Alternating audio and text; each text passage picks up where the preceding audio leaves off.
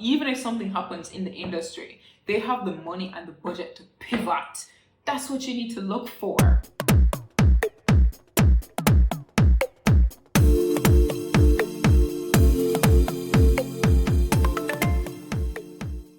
Welcome back to my YouTube channel. Today, we are going to talk about 5 things that you need to know before you invest in stocks. And I'm going to make it a little bit more interesting for you.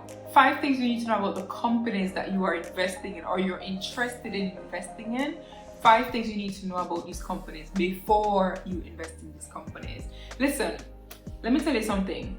There is no going around the stock market. I mean, obviously there is, like, you don't have to invest in the stock market, but if you want to achieve real wealth, you need to diversify your portfolio. And in diversifying your portfolio, you can't avoid stocks.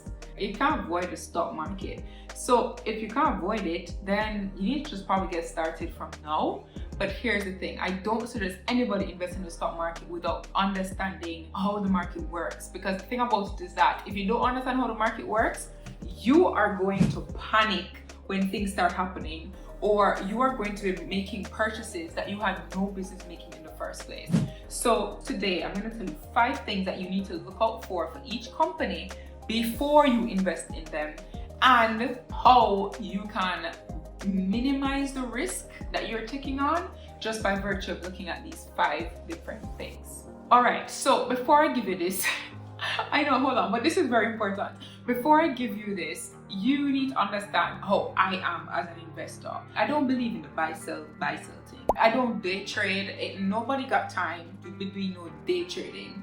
Ain't nobody got time to be sitting on watching a stock every single day of their life because what if it go down? I'm interested in the market for long-term growth and for it to provide me with income, cash flow. I'm interested in cash flow.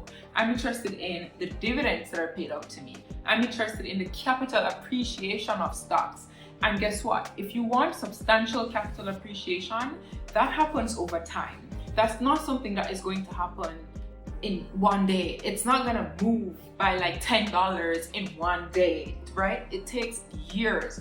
Now, if you are of this mindset, you need to understand that the 5 things I'm going to tell you are things that will help you find stocks that you can put in your portfolio to satisfy those objectives. The first thing is you need to look at the age of the company. If you are just starting to build up your stock portfolio, your 100% goal at this point is to be investing in stocks, yes, but your goal is to minimize the risk that's being taken on as much as possible. How do you minimize this risk? By investing in companies that are known.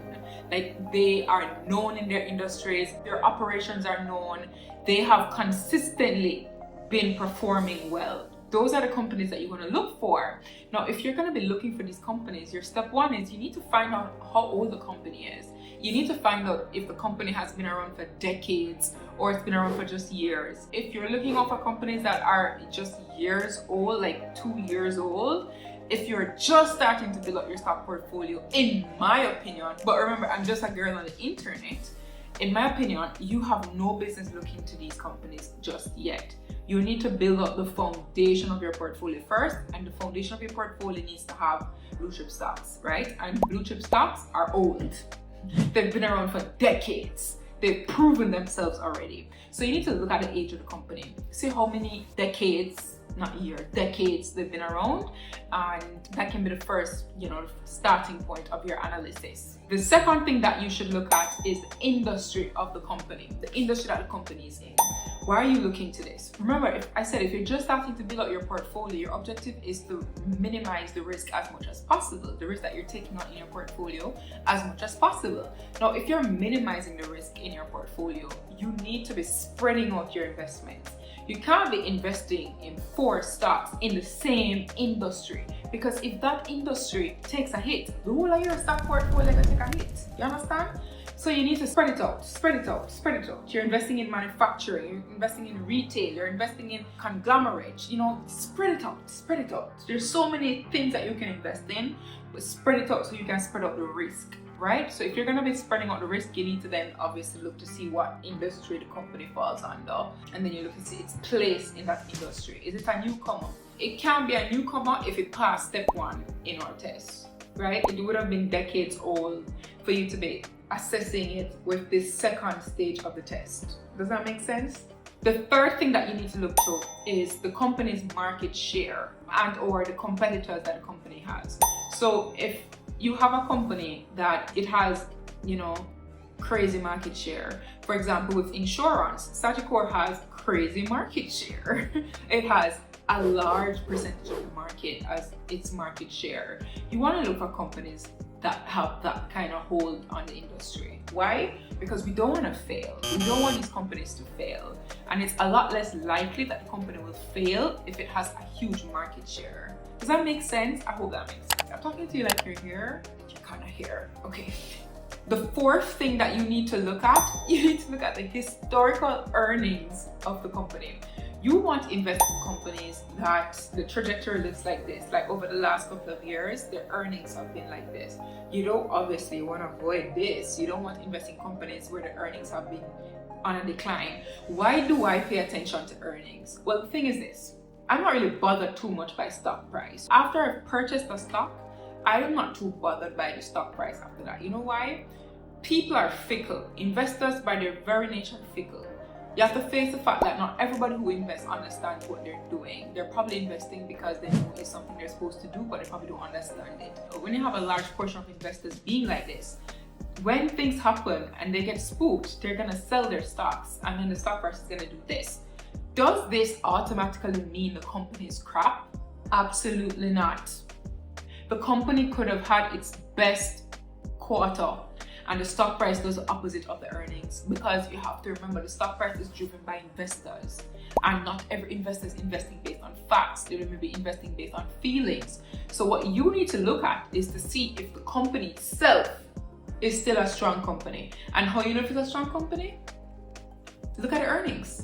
Are they still earning a lot?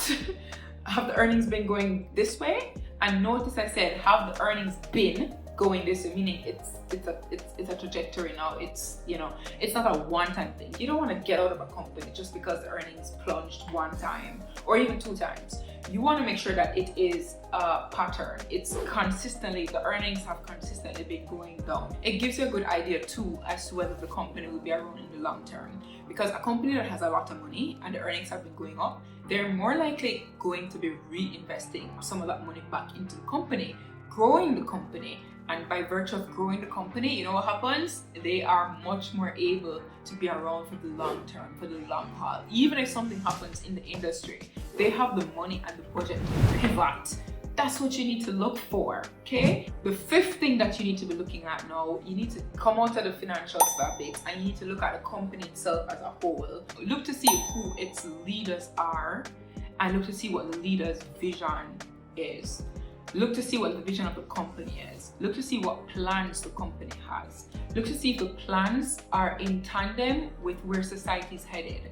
So you know that we're a much more technology-driven society now, and it's certainly going to get even more technology-driven in the future. So you want to see that companies that you're investing in, they are cognizant of the fact that technology is where it's headed. Just things that scream, yes, they are working with the future. You want to look for companies like those. Why? Because you want the stocks, you want the companies to be around for the long haul.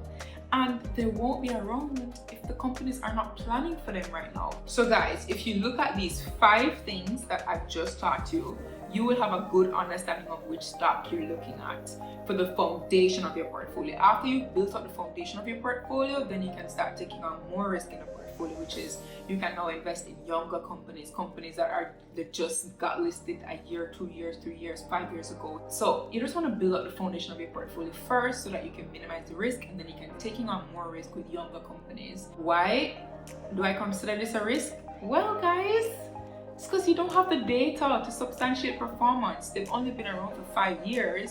So yeah, they've been able to survive for the last 5 years, but will they be able to survive 3 recessions? You know, like a Grace Kennedy, for example. Will they be able to survive strikes and all these things? Like a Grace Kennedy or a Seprod. You know, they haven't seen enough for them to prove themselves yet. They may be a good company based on the current facts, but like they haven't seen enough to be tested. You investing in them now would be you taking on more risk, which is not necessarily bad, but do you have the bandwidth to take on the risk. If you don't have a foundation of the portfolio, you don't have the bandwidth yet. Does that make sense? Okay. I hope you feel better about investing and building out your stock portfolio now. That's all I have for you today. I will see you in my next video. Don't forget to like,